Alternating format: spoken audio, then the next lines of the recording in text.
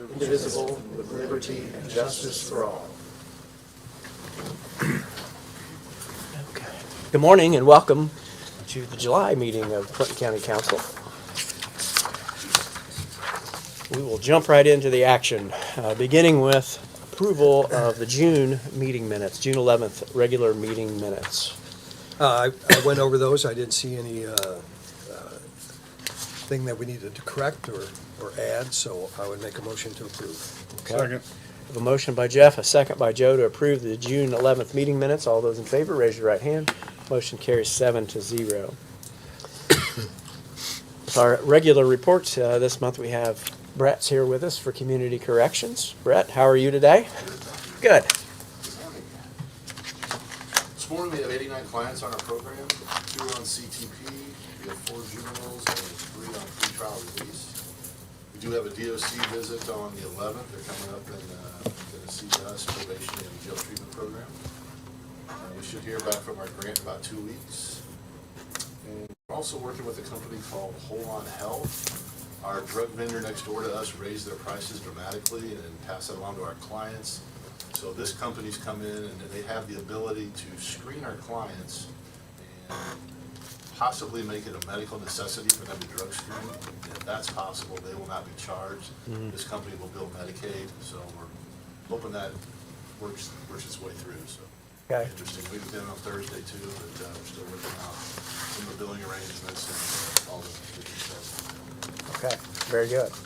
That's all I have. Any questions? Questions for Brett? Short, sweet, and succinct. Thank you. Ellen, the vote, Carol was absent last month. That vote should- Did you abstain? Or I did was you vote? absent. Okay, Yeah, I'm sorry. okay. So 6-0 with one 6 abstention. 6-0. Let's correct the That's right, record. that's right, I should. Correct the record there Yeah. on the vote for the minutes. Yeah. Thank you, Jeff. Okay, moving on the regular agenda here, we have Nancy with us for probation. Good morning. Good morning. That's it. We didn't have any detention costs for last month. We tried. Yeah, we had a young man that needed to be detained, but no one would take him. There just aren't any beds available. And as a result of the shortage of beds, the prices have gone up. A lot of facilities now, it's $200 per day.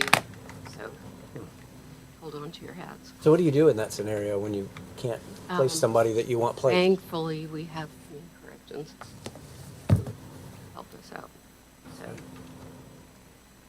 So there you go. Okay, So, and our juvenile arrests are really up this summer. I mean, even Friday, we had 4. 3 of them were residential entry. So, been a busy summer for juveniles, sadly. So, as Brett mentioned, we will have a contract which I will bring to the commissioners with Hold On Health. We will have a peer recovery specialist in our office twice a week, and he will meet with people, and we will share that with community corrections. He will take Medicaid, and anyone with a substance use disorder diagnosis, their drug screens will be paid for through Medicaid. And like Brett said, it will help with the $40 cost of drug screens. And I've already taken him around to Healthy Communities and Trinity Hope Center, and he will coordinate with our current peer specialists and take some of the load off of the ones we currently have. So okay. that's all I have. All right, great. Thank you. What's the name of that organization that you were both talking about? Hold On Health, it's HOLON. Thank you. All right, thank you, Nancy. All right, that moves us on to the new business portion of the agenda, beginning with Rodney Wan, Director of the Board of Health, who has a request for us. Good morning, Rodney. Morning. How is everyone? Good. Yes, I've been working with the commissioners and trying to find the ability to expand our fleet of vehicles since we now have 2 additional people who go and make home visits, field visits. So they had approved that contingent to a certain amount.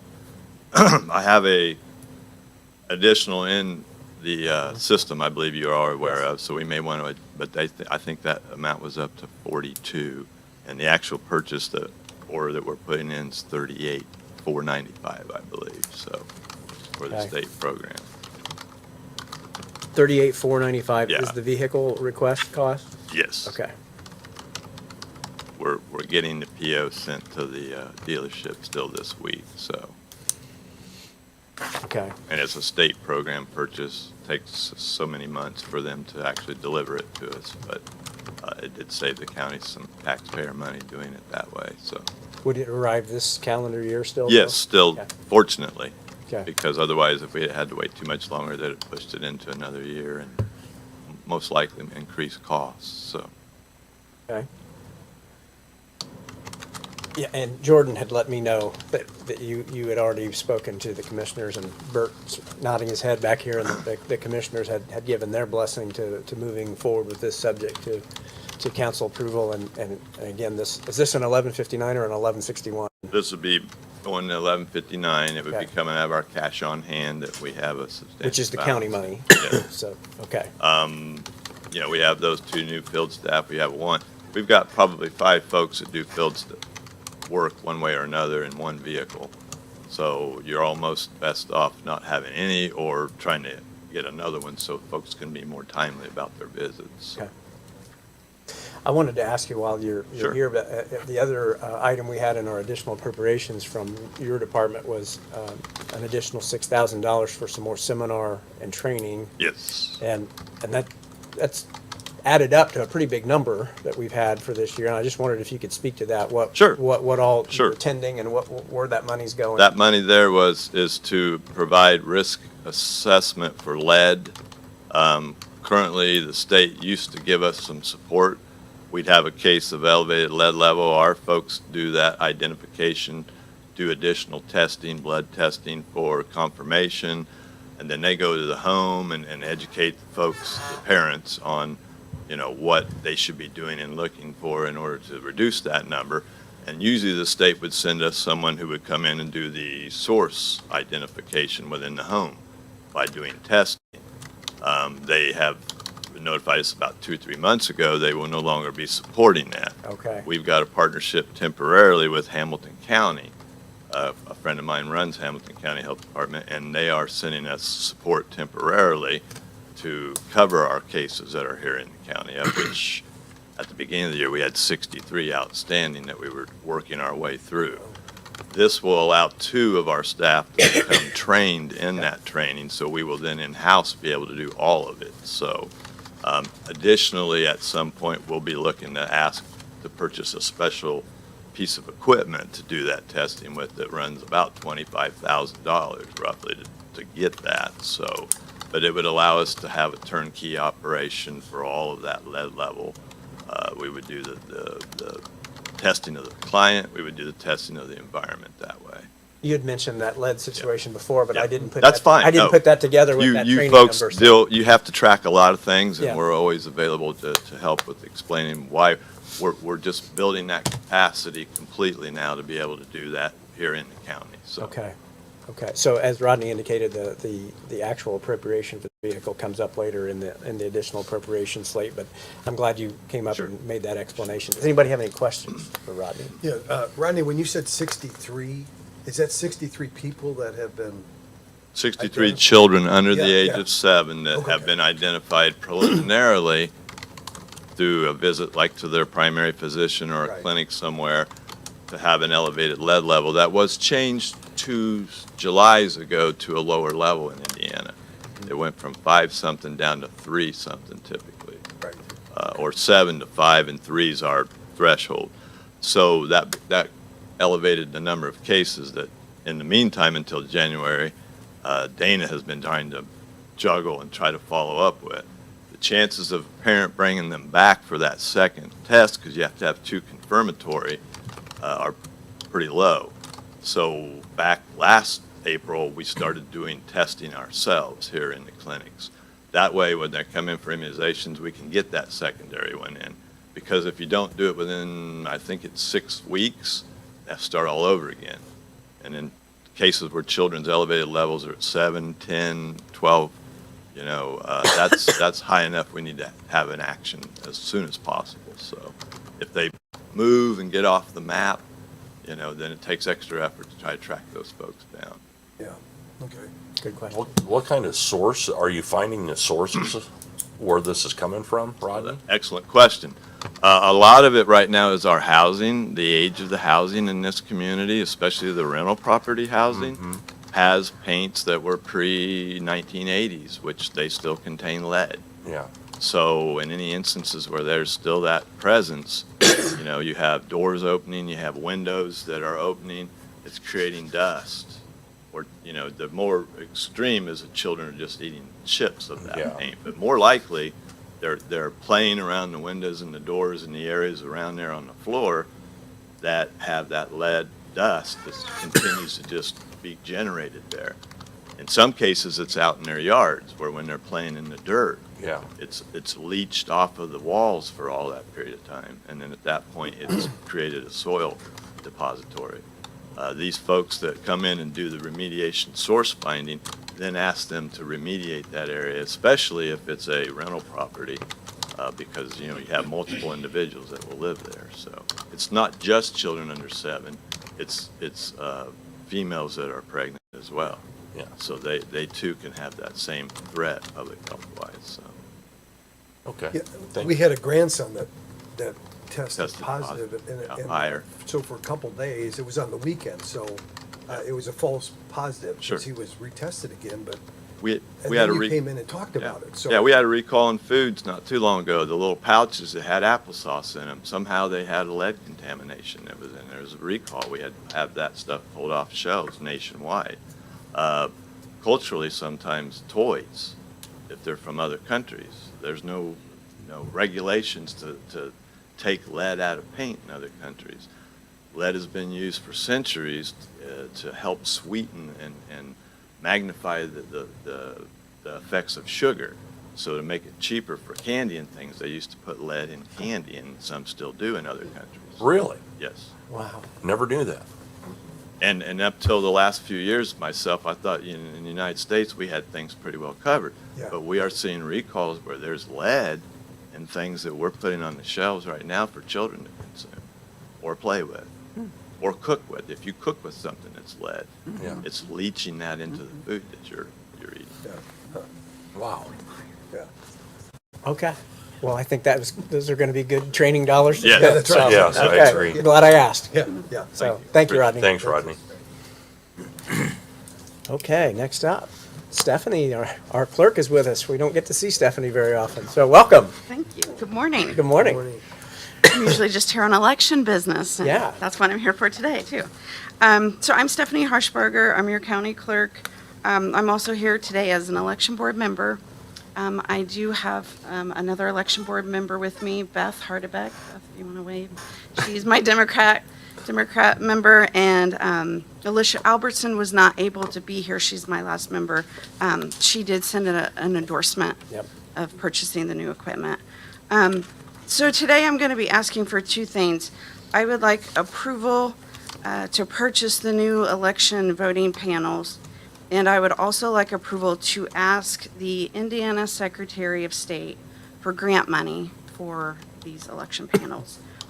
If you approve me to ask for the grant money, the grant proposals, I want to let you know, are due on July 31st. So it's a pretty quick turnaround. We're notified like June 24th, so yeah, it's kind of quick. And to let you know, I do have approval from the commissioners. Yep. You might be saying, hey, Stephanie, what's a voting panel? So when you all go to vote, you've got the big machines sitting there. There's a panel in there that you are selecting each candidate that you'd like to vote for, and then you're hitting that big red vote button. That is the election panel. So those are very important. And I do have my vendor microvote here to show you the new panels.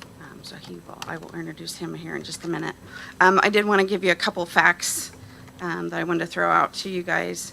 My current voting panels are 20 years old.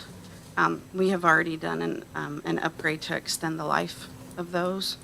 So my vendor, Microvote, has told all of the clerks we can use them this year, but not to go through another presidential election. The cost of each panel is $2,800.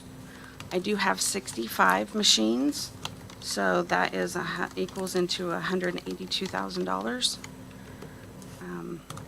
The grant is a $1 million grant that is available through the local election improvement projects through the Indiana Secretary of State. I have reached out to the HAVA grant administrator. He said that they would fall, the voting panels would fall within the scope of the HAVA funds. They think that it would fall in those, in that scope. So next year is an off year for the elections, so with the exception of a possible special election, which we've not had one before that we know of, but we could. So just something to keep in mind.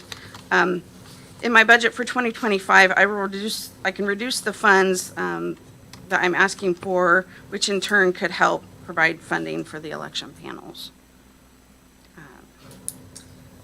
I've got my vendor, Steve Shamo, here from Microvote. I love Microvote. They are so attentive. They'll call you back, they'll email you. They go above and beyond. They give you not 100%, they give you 150%. All the clerks rave about them. We've had them since the beginning, since we've started. I wouldn't want to go with anybody else. So this is Steve Shamo. He is the general manager of Microvote. He's out of Indianapolis, so I'll let him show you the panel. Stephanie, just one quick question for you. What would be the grant amount that you could apply for? Is there a match? The grant administrator told me to put the total amount Okay. on there. I'm not exactly sure how much they would give us. And I had a question about that too. So that, you said it was $1 million, so there's $1 million Pot. bucket, and you can apply for it. So is there anything else that you would like to apply for while you're applying for money? I'm just saying, while you're writing a grant, you know? I was racking my brain just when it came out. Okay, I really am pretty set with things. good. So this is my main thing that I really, really want, and Good. Yeah, okay, they good. give to. 20 years. Yeah, it's- I'll also answer questions after Okay. Steve's done, so. Alrighty, and move things pretty quickly here. So I've been with Mike for 30 years. I've been the spot person for your county for over 20 years regarding the voting pans themselves. I was here, sold them to you back in 2003, I think. Wow. Was the first time.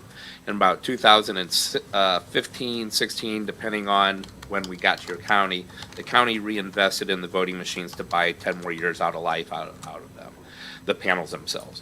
As Stephanie mentioned, they'll continue to work. They'll work fine. They'll probably work they could work another decade.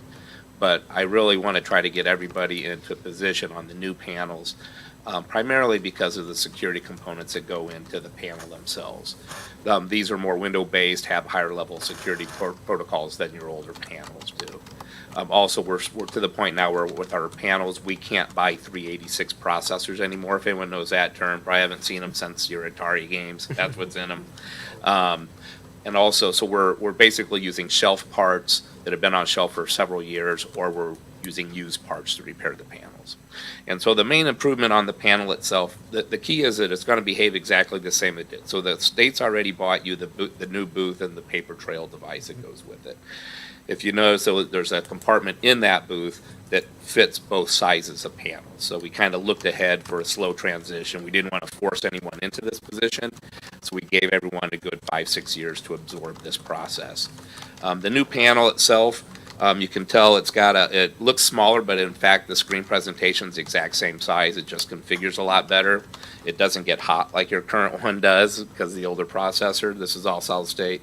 But I think the biggest improvement for the voter, everything behaves the same. Same cards, goes in the same, except for when we vote, the choices are now illuminated fully in green, and you can kind of see a much more concise affirmation that that is in fact who they voted for. Like before, you just simply change buttons and go to confirm vote. I don't have the paper trail device hooked up to this one here, but at this point, it would ask you to verify the paper trail that's associated with it, and then after you did that, then this red button would illuminate to allow you to cast your final vote. So it still prevents the voter from casting their final vote until that paper trail device is actually printed out. They hit that, cast vote, they get an audible sound, and then they're done.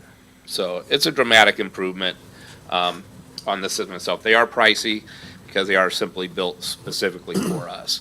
And one of the things to remember too is that this is not an entire new voting system. We're buying a component to your overall voting system. Mm-hmm. So this panel gets certified with your whole system, but it allows us to sell to the counties a component no different than we'd sell a power cable or a printer. It's just one more overall component to the system. Other than that, that's about all I really have to talk about in terms of the panel itself. In terms of preparation, in terms of getting ready for it, Stephanie's office was very progressive or very aggressive, or progressive, however you want to say it, in terms of contacting us once she was aware that there was a new panel to move in, and we were looking at this 3-year rollout. And so what we wanted to do to give counties opportunity to spread payments out over a couple years if necessary, to allow a budget for some for 2025 and some for 2026, and then have them in place for 2026. Your county, because they were so far ahead of the curve of everybody, I do have about 200 panels on the shelf. And so if we see that this county wants to move forward for 2025 or 2026 payments, then we would put them in place for this year's presidential election and get them in place now and just let them roll at that point. Which I think would be a good move, not necessary move if the county doesn't want to do that. But you are on the front of the line in terms of doing that process. Steve, is there any value in the old panels? No, in fact, we have to, we take a little bit of a hit on the cost to destroy them. You take them? Okay. Yeah, we have to, there's a process we have to go through with VSTOP, which is the state oversight technical panel or program for voting systems. So we have to prove to them, your office will have to fill out a form that basically explains how they're going to be disposed of. Okay. And then we take them in hand, we scrub them, and then we shred them. Okay. But yeah, for sure there's no value. Steve, what you showed there would be the interface that the voter would see and the improvements that the public would see. But I imagine that the real value to Stephanie and the election board and the county is in that security upgrade that you mentioned. And, yes. And in particular, just in today's environment with everything having to do with a very contested election. Can you talk about that a little bit? I'm just kind of curious. I'm not a tech guy, so you may have to dumb it down for me, but I'm just kind of curious. Well, so the older panels themselves were just really kind of a static panel. They don't really have their unique operating system that puts a firewall between the firmware that drives the system and the actual access to that firmware. So what the Windows system allows you to do is to set high-level protocols to basically prevent people from getting in. We have 3 different passwords to get into 3 different elements in order to just simply give it its identity. So that process is no longer just an open door process. The panel itself then requires someone from Microvote with unique passwords to get in. In fact, I've been there 30 years. It's my 30th year, and even I can't access all the levels of it. So it's parted out in that manner. And then the overall system then is now, back when the first system was certified, back then it was new and kind of hodgepodge in the early 2000s. So you would certify this part and this part and this part. And so it was kind of a moving ball the whole time. So what happened around 2012-ish, they required that the entire system be treated as one globe. And so if we change so much as a power cord, it's gonna be a $25,000 examination in 3 months in the lab. This is the sort of level we're at now. We're being tested to beyond surgical standards when we go out to Colorado and these places. And so the panels and not just our voting system, all voting systems are up to that level now. If they're allowed in Indiana, they've had to pass federal and independent testing lab authorities. We don't require the EAC certification, which is the Election Assistance Overall Commission. Not all states do. It's about 50-50. It's more of a rubber stamp, in my opinion, than anything.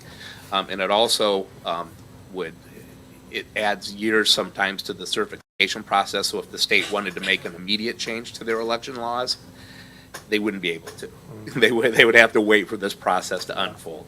So years ago, they decided that they need an independent testing authority, and then it goes to Ball State. They review the product again a second time to make certain it applies to all Indiana laws. And then after that, we go to Indiana Election Commission for final review. So any change to the system is usually at least a 12-month period, if not longer. That's all really interesting. Yeah, they've amped it. Well, if Jeff and Mike would indulge me for a minute, because you know what I'm about to say, but for the newer members of the council, what we have done in the past is on these, every 4 years when there is no election, so it would be the 2025 cycle, that is when we have historically put money into equipment. And the logic there being is that we didn't want to have sort of this big artificial dip in the budget that made it look like we were cutting or really healthy, but it was really just because there was no election, and then we were going to have a big shock the next year. So we tried to level that out and accomplish keeping our equipment modernized in the same time frame. So when Stephanie brought this up, and I could see immediately the logic of applying it to the 2025 budget year, it makes perfect sense. And when she further explained to me that we could have the machines for the 2024 presidential election, that just makes it a no-brainer to me. So I was very much in favor of moving forward. This is something we need to do. Next year is the year to do it from the budget side, just fiscally speaking, and then to be able to get into this very close presidential election makes a lot of sense to do it for practical reasons as well. And if the- I want to add one more thing too. Typically, there's a 1-year warranty on it, but because they will sit for that year, we would take the warranty out to the end of 2027. Oh, So okay. actually have the year to take care of The off year, yeah, okay, great. So does your team come up and change all these?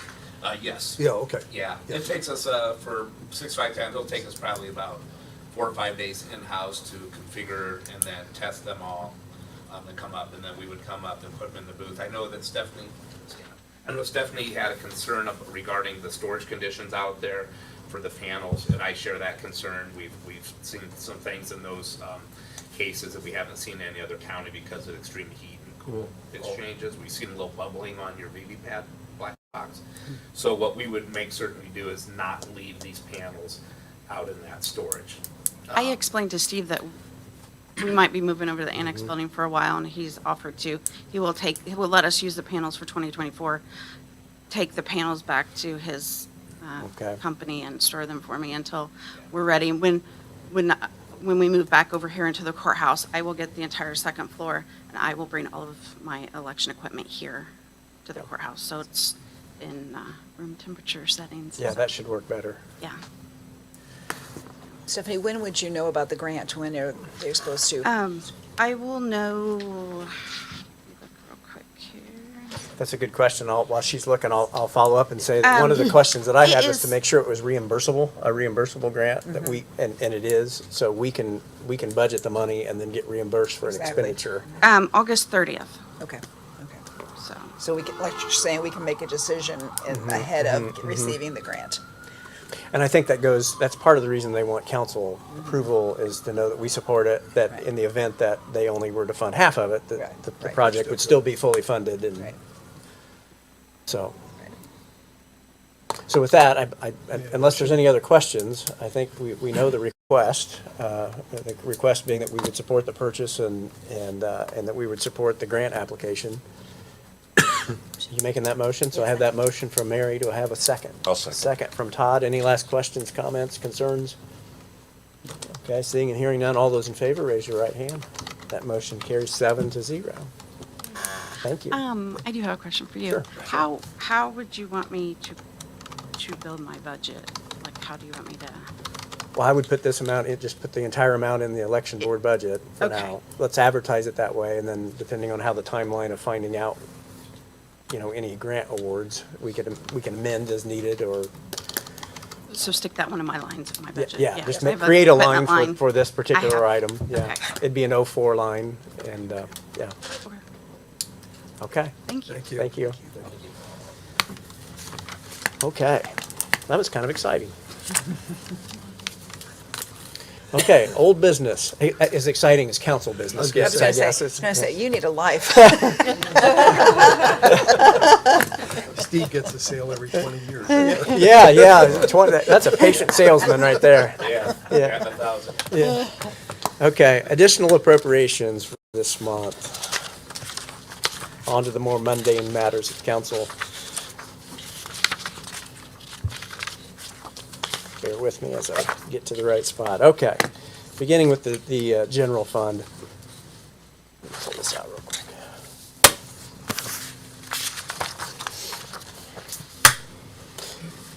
$2,415 is a grant reimbursement that was receipted into the general fund that we need to put back into the commissary fund, which was where that money was originally. This is one of those similar to what we just talked about. This is a reimbursement that we received after we actually expended the money, that we're putting it back into the fund that it was originally expended from. 2004-15. Parkview Home, $118.63. This is a rebate check we get from the group purchasing organization that Chris has us a part of. So occasionally we get a little rebate check there. We'll put that back in his budget. And that's the total for County General, $2,533.63. From the County Homes Gift Funds, another donation of $100 that we'll put into that fund. And we saw last month how that fund can sometimes come into play with that really nice purchase that Chris was able to do for the residents. Board of Health, $6,000, the training item that we just talked with Rodney about, $6,000 for education and training for that lead certification. And then the vehicle amount, now we'll amend this amount because the requested amount in here, Rodney, was actually 50. So the actual amount that we'll want to approve is the $38,495, I believe was the number. Yes. So if we'll make a note there that when we do the final approval, we'll make that as an amendment. From the public, from the circuit court, public defender service fees. Now, public defender fees come from multiple sources, and we have in both the Superior and the Circuit Courts a pauper attorney line item. But occasionally, the judges, as a part of a sentencing, will seek restitution for a portion of those pauper attorney fees, and sometimes we do get a portion of that money back, and that money goes into a separate pot. And then occasionally, the judges will reach into that pot to augment our pauper attorney line, and that's what Judge Hunter's doing here in Circuit Court, $1,139.57 to go into pauper attorneys.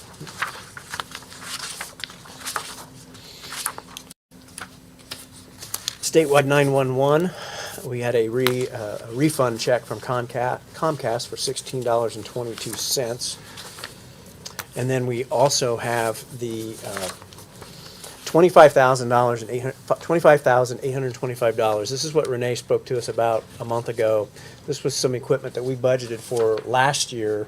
It did not come in before the end of the year, so that money rolled back into the cash balance, and she's now has the order in process, and we need to reappropriate that for 2024 use. So $25,825 for that radio equipment. Interpreters in the courts, we have access to some grant funds that will offset the interpreter costs that the courts need to utilize on occasion. We have two grant awards, one for $470.35, the other for $940.70. So we're appropriating those grant funds for the courts to use to actually spend. $1,411.05 altogether. Community Corrections continues to have good success using the TREX program. We had a couple of more collections here that we need to put into Brett's budget, $162.73 and $206.36 that was collected through essentially garnishing state tax refunds. So that is a total of $369.09. Child support, the 4D incentive fund. It's a grant fund that the prosecutor has access to. He's asking for $1,680 to send our staff to some. Alan, Deny this. does yours say deny? Oh, it does say Yes, deny yeah. this. Okay, so they. They found the funds in a different Great. fund, so they want that denied. I was looking right at it, but I didn't process it. So thank you for keeping me on task. So we'll want to. Let's just go ahead and have a motion to deny that one right now. Make a motion to deny this. Okay, I have a motion by Jeff. Do I have a second? Second. Second by Mike to deny the request from the prosecutor. All those in favor, raise your right hand. Motion carries 7-0, so that will not be included in the overall ordinance. Yes. Okay. Thank you for catching that. Again, with pauper attorney, there's the third bucket, the third leg of the stool that we use to pay for public defense is the reimbursement we receive from the State Public Defender Board. And so, again, Superior Court is reaching into that pot of money to augment our county funds in the amount of $36,478.54 for pauper attorney fees. And that is the slate of additional appropriations. So we have it as amended, one that we've denied and one that we've changed the amount on. But with those amendments, that is your slate for July. Motion to accept? Approve as amended? Yes. Okay. Have a motion by Carol to approve as amended. Do I have a second? Second. Second by Mike. All those in favor, raise your right hand. Motion carries 7-0. We do have a couple, 4 or 5 here real quick, transfers to approve from EMS, transferring $7,040.24 from the group insurance to the perf line to cover to the end of the year, a shortfall. Recorder's budget, $1,500 from the first deputy position who has been out on maternity leave to help cover overtime that's been provided by other people to cover that time slot. Statewide 911, $4,000 from shift supervisors to overtime and $3,000 from part-time to overtime. Again, a similar situation where Renee has some staffing shortages. We have others covering those shifts and it's increased the overtime budget. Commissioner's budget, $6,717. It does not say what line item that comes from.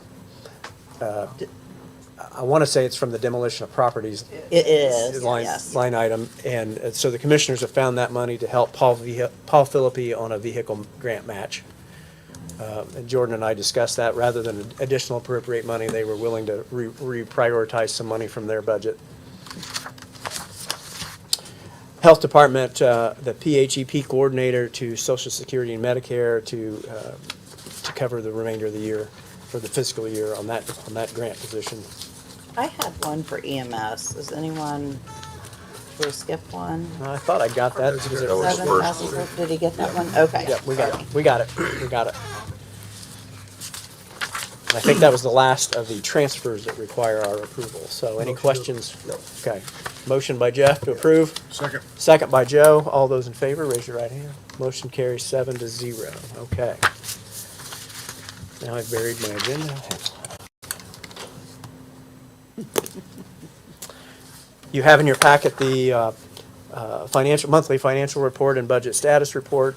We do like to acknowledge that in our meeting minutes that the auditor provided that to us, so I'd entertain a motion to express that. A motion It has by, been reviewed. okay, I have a motion by Mike, and is that a second then, That's a Jeff? second. That we've received and reviewed those Yeah. reports from the auditor. All those in favor, raise your right hand. Motion carries 7-0. And then that brings us to council reports. Anybody have a council report? Carol? I have one about the RCMH, our Community Mental Health Clinic situation.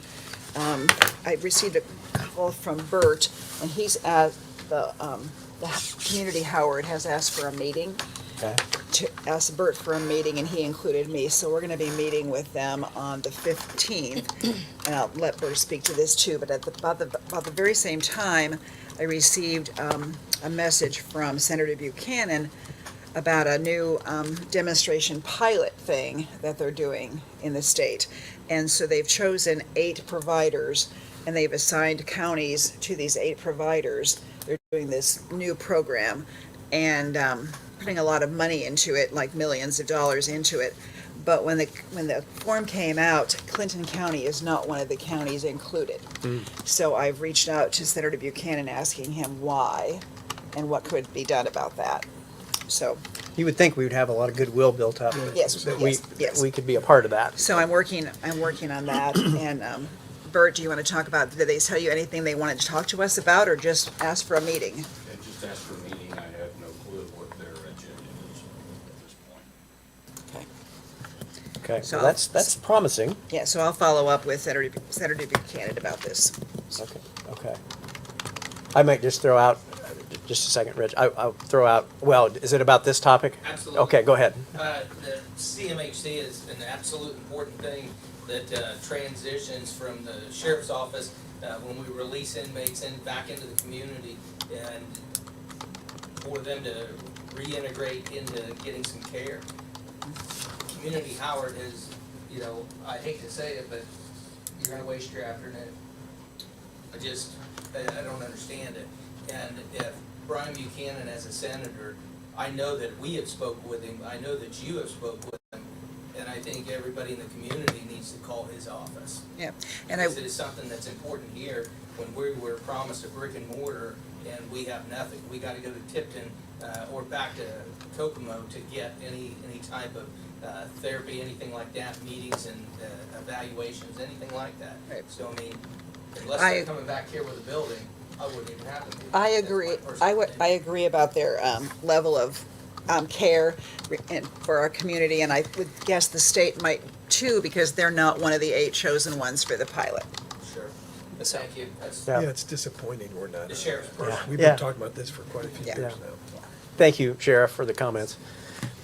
I was going to change topics, so I'm glad you spoke up. I just wanted to report to the council that I did speak briefly with Britt and Cecily before the meeting about what the feedback was that we got from our meeting with the department heads regarding the salary information that was provided for them. It sounded like it was positive. We did not have any gaping errors or holes in the data that we provided them, which was one of the things that we wanted to do, was just to double check and make sure we were on task.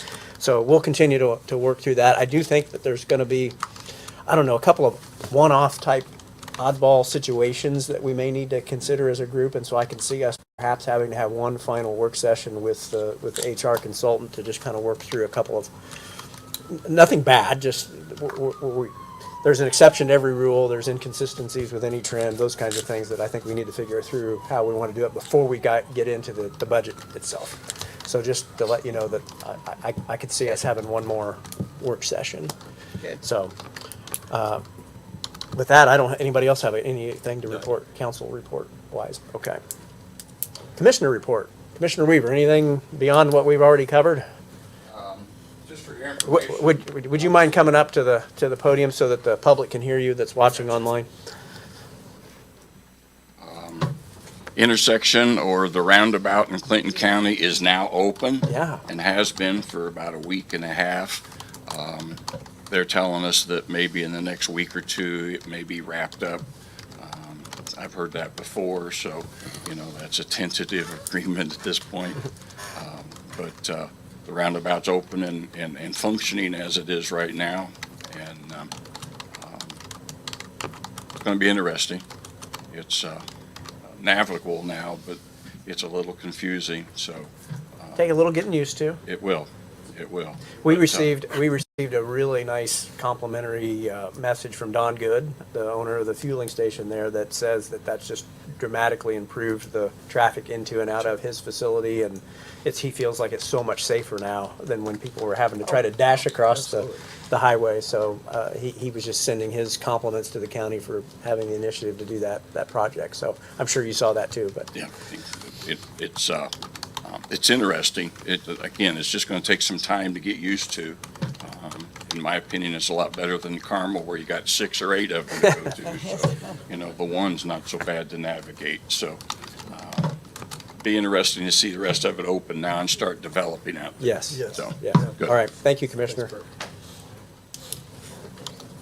Department heads. I know we already heard from Rodney. Sheriff. I'm in. I have the semi-annual commissary report to provide you, and I don't know the fancy words that will be used, but all of the billing from June may not be in yet, so there may have to some changes. Reconcilement. Reconciliation. That's what we're, yeah. There we go. We all need a little bit of that. So, I'm going to provide this to you as the president, and it's stamped, everything else. And then if you need something, obviously reach out to me, and we'll work with that. Typically, then, when the final reconcilements are done, when staff has reviewed June's bills, then that's when the electronic version would come, correct?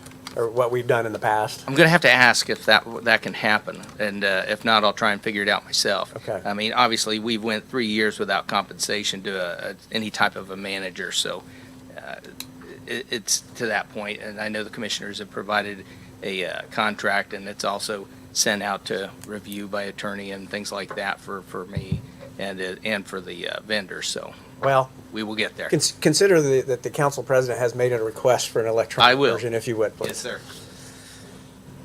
And here's your official copy. Thank you. That is all I have. Oh, Other than. What, we talked last month about putting together a list of jail improvements. We are jail still repair. working on that, and, well, I'll just tell you what the jail improvements are. We do have companies that are coming in, giving us bids. They're hefty. Yeah. I mean, just from the conversation on electrical and plumbing. And we're still battling electrical and plumbing battles every day. We haven't had any electrical fires or, anything here in the last week, but, or last week or this week, so hopefully, but we do have some things happening there now that. Well, not to we're put working you on the spot, but I mean, can you share ballpark type when you say they're hefty, kind of where we're, I mean, just so that I could start thinking through and the council could start thinking through. I'm gonna say Six figure. Yeah, 6 figures, over 500,000 Okay. for electrical, and probably closer to $1 million in plumbing is my guess.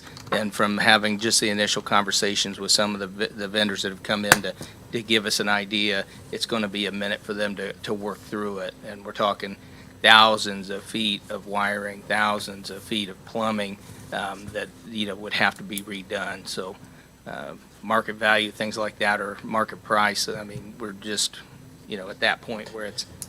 Are we attempting to utilize the information that we've already received from Yes, Envoy or? yes. Okay. Oh, yeah, absolutely, Okay, with okay. the study that was done Yeah. in 22, 21, whatever year that was, absolutely. So, we're standing by, waiting on those contractors to come in, give us something, and then we'll provide it to the commissioners. But like I say, it's something that, at long-term is, it will help. Some of the issues that through that survey, I don't know that we can help that.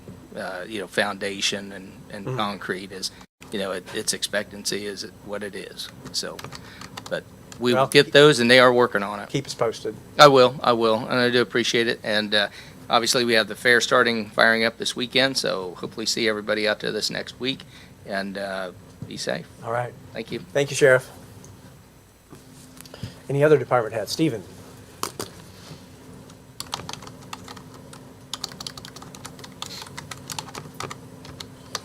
Good morning. Good morning. I reported at the commissioner meeting last week that our generator broke, and so we currently have a rental out there. They're doing some repairs. It is steep. I called multiple times yesterday, and I'm not very happy, but The rental's steep or the repairs are steep? both. Both, Yes. Ultimately, initial price that we were looking at was around 7,800. It's now going to be around 9,800. So I just want you guys to be informed of that. We'll move some money around. I'll do my best to not ask for an additional, but I just want you to be informed in case I do need to. So Don't shortchange something that's necessary in your budget. That stuff happens. We'll figure it out. understood. So Okay. any questions? I just want to say while Stephen's here that we had a really good meeting, and we being Carol and Mary and I met with Stephen to start kind of talking through the 2025 budget and to kind of get them up to speed on some of the special challenges that are unique to Stephen's department. And I just thought that was such a great meeting, and I, if either of you care to Absolutely. to elaborate, but I really appreciate all the effort you put into the budget side. It makes it easier for us when you've done a lot of the heavy lifting, and so I really appreciate that. Thank you. I'm grateful for your time. Thank you. Okay, any other department heads? That's 2 weeks in, or 2 months in a row, less than an hour. It's some sort of a record. Well, seeing and hearing no other business, well, I should add, one last time, anybody else beyond even department heads have any business to come before the council? Okay, seeing and hearing none, we'll call the meeting adjourned.